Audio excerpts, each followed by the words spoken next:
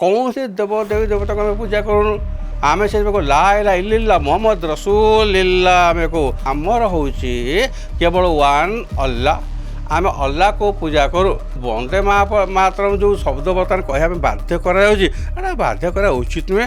ଦେଖନ୍ତୁ ଆଜ୍ଞା, ଆପଣ ବର୍ତ୍ତମାନ ବନ୍ଦେ ମାତରମ୍ ନିଜେ ଉଚ୍ଚାରଣ କଲେ, ମୁଁ ତ ବର୍ତ୍ତମାନ ବନ୍ଦେ ମାତରମ୍ ଉଚ୍ଚାରଣ କରି ବର୍ତ୍ତମାନ ତା'ର ମୁଁ ଆପଣଙ୍କୁ ଉତ୍ତର ଦେବାକୁ ଯାଉଛି। ବନ୍ଦେ ମାତରମ୍ ବର୍ତ୍ତମାନ କହିଲି, ଉତ୍ତର ଦେଲି। ଆଜ୍ଞା ବନ୍ଦେ ମାତରମ୍ ମୁଁ ଯାହା ଜାଣିଛି, ମୋର ଯାହା ଅନୁଭୂତି, ମୁଁ ଜଣେ NCC ଶିକ୍ଷକ ଥିଲି।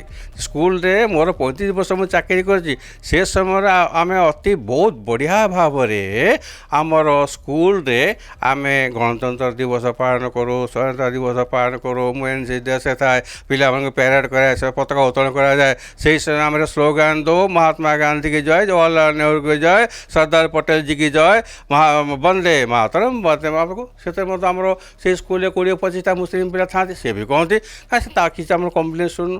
ବର୍ତ୍ତମାନ ଏକ ଅତି ଜର୍ଜରିତ ଭାବରେ ଏମାନେ ଯେଉଁ ପ୍ରକାର କରିଦେଇଛନ୍ତି, ୟା ଦ୍ୱାରା ଗଣର ଆରମ୍ଭ ହେଲାଣି। ଦେଖି ଏ ପ୍ରକାର କରିବା ଉଚିତ ନୁହେଁ। ୟାକୁ ସାମ୍ପ୍ରଦାୟିକତାକୁ ନେବା କଥା ନୁହେଁ। ମୌଲାନା ସାହେବ ଯେଉଁ କହୁଛନ୍ତି, ସେ ତାଙ୍କର ଠିକ୍ କଥା କହୁଛି। ସେ ତ ଆମର ମୁଖ୍ୟ, ସେ କେଉଁ ହିସାବରେ ନା ସେ ଜ୍ଞାନୀ ଲୋକ, କୋରାନ୍ ଉପରେ ତାଙ୍କର ବହୁତ ଜ୍ଞାନ ଅଛି। ଆମକୁ ତା'ର ସବୁ ଅର୍ଥ ବାହାରକୁ ବୁଝାନ୍ତି। ସେ ପ୍ରକୃତ କଥା ଯେ ଆମର ବନ୍ଦେ ମାତରମ୍ କରେ ନା ମାଆକୁ ପୂଜା କରିବାକୁ ଗଲେ ଆମର ହେଉଛି କେବଳ ୱାନ୍ ଅଲ୍ଲାହ। ଆମେ ଅଲ୍ଲାହକୁ ପୂଜା କରୁ। ଆମେ ସେ ଲା ଇଲାହା ଇଲ୍ଲାଲ୍ଲାହ ମୁହମ୍ମଦ ରସୁଲିଲ୍ଲାହ ଆମେ କହୁ।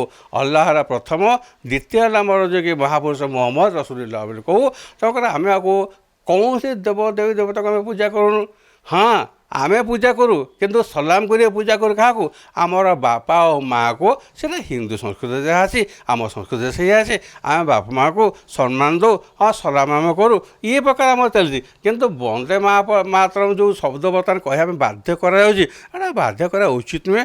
ଯାହାର ଇଚ୍ଛା ହେଲା ସେ କହିବ। ଆମେ ତ କହୁଥିଲୁ କରୁଥିଲୁ ହେଲେ ୟାକୁ ଅଯଥା ଗୋଟେ ସାମ୍ପ୍ରଦାୟିକ ଭିତରେ ଗୋଷ୍ଠୀ ଭିତରେ ନେଇକି ୟାକୁ ଅଯଥା ଏସବୁ କରିବା କଥା ନୁହେଁ। ତା ବଦଳରେ ଆମର ଦେଶର କେମିତି ଉନ୍ନତି କରାଯିବ।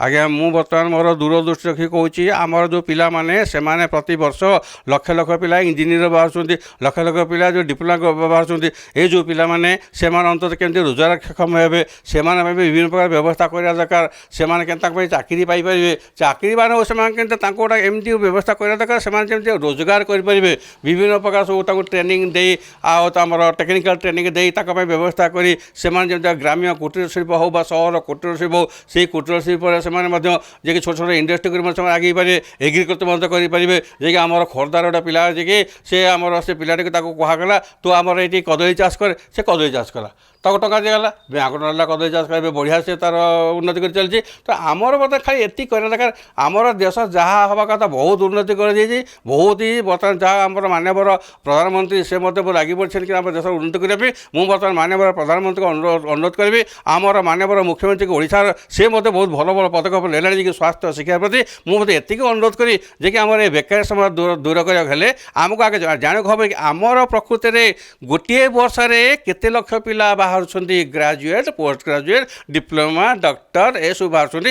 ସେମାନେ କେମିତି ଥଇଥାନ ହୋଇପାରିବେ, ସେମାନଙ୍କ ପାଇଁ କେମିତି ବ୍ୟବସ୍ଥା କରାଯାଇପାରିବ, ସେମାନେ କେମିତି ରୋଜଗାରକ୍ଷମ ହୋଇପାରିବେ। ଯଦି ଏମାନେ ରୋଜଗାରକ୍ଷମ ହୋଇପାରିବେ, ତେବେ କ'ଣ ହେବ ନା ଆମର ବେକାର ସମାଜ ଦୃଷ୍ଟ ହେଲେ କୌଣସି ପ୍ରକାର କଣ୍ଟ୍ରୋଲ ହେବନି ବା କୌଣସି ପ୍ରକାର କାର୍ଯ୍ୟ କେହି କରିବେ ନାହିଁ। ତ ଯଦି ବେକାର ରହିଲା, ତା'ର ମାନସିକତା ସେ ତା'ର ଭାରସାମ୍ୟ ହରାଇଲା, ସେ ବସି ବସି ସେ ଧଳା ଜ୍ୱର ଖାଇବା ଆରମ୍ଭ କଲା, ସେ ଆଉ କ'ଣ କରିବାକୁ ଗଲା, ଏମିତି ବିଭିନ୍ନ ଚାଲିବ। ତେଣୁକରି ବର୍ତ୍ତମାନ ମାନ୍ୟବର ସରକାରଙ୍କୁ ଅନୁରୋଧ, ସେମିତି ବ୍ୟବସ୍ଥା କରନ୍ତୁ। କେବଳ କେତେ ଉନ୍ନତି କରି ଯୋଜନା କରିଚାଲନ୍ତୁ। ଯୋଜନା ଏମିତି କରାଯାଉ ଯେ କି ସବୁ ପ୍ରକାର ଯେମିତି ଆମର ସବୁ ପ୍ରକାର ଲୋକମାନେ ଉପକୃତ ହେବେ। କିନ୍ତୁ ଆମର ଏଇ ଯେଉଁ ଭେଦଭାବ ଦୂର କରିବାର ଅଛି। ପ୍ରତ୍ୟେକ ମଣିଷକୁ ଭଲ ପାଇବାର ଅଛି। ଯିଏ ଯାହା ଧର୍ମ ବାଟରେ ଥାଉ, କିନ୍ତୁ କିଏ ବନ୍ଦେ ମାତରମ୍ ବୋଲିଲା ନ ବୋଲିଲା ଆମର କ'ଣ ସେତେ କିଛି ଆମେ ତ ବନ୍ଦେ ମାତରମ୍, ମୁଁ ତ NCC ଥିଲାବେଳେ NCC ଅଫିସର ଥିଲା, ବନ୍ଦେ ମାତରମ୍ କହୁଥିବି, ପିଲା ମୋ ସାଙ୍ଗେ ବନ୍ଦେ ମାତରମ୍, ଆମେ ଏବେ ବି କରୁଛୁ କିଛି ନାହିଁ।